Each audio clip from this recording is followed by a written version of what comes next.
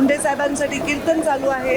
अत्यंत साध्या पद्धतीने आजचा दिवस आम्ही करतोय, कारण आज पेट्रोल, डिझेल आणि इंधनाचा जो प्रश्न आहे त्याच्यामुळे मोठ्या प्रमाणात हे आम्ही पुण्यतिथीचा कार्यक्रम नाही करत.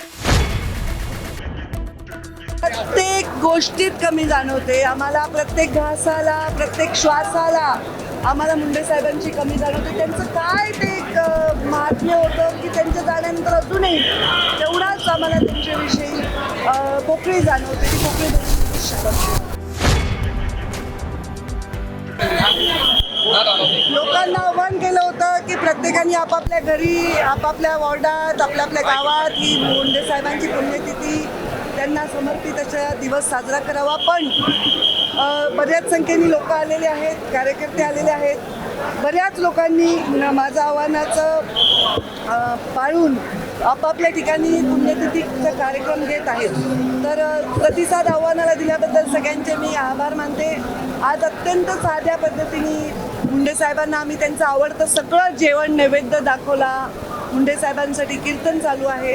अत्यंत साध्या पद्धतीने आजचा दिवस आम्ही करतोय, कारण आज पेट्रोल, डिझेल आणि इंधनाचा जो प्रश्न आहे त्याच्यामुळे मोठ्या प्रमाणात हे आम्ही पुण्यतिथीचा कार्यक्रम नाही करत.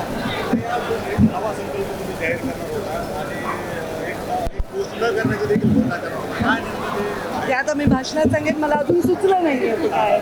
जेव्हा सुचेल तर सायन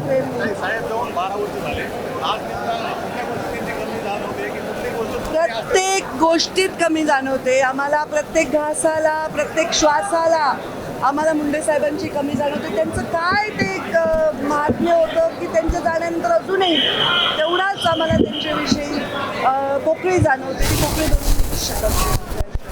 सामाजिक दरी वाढली महाराष्ट्रातील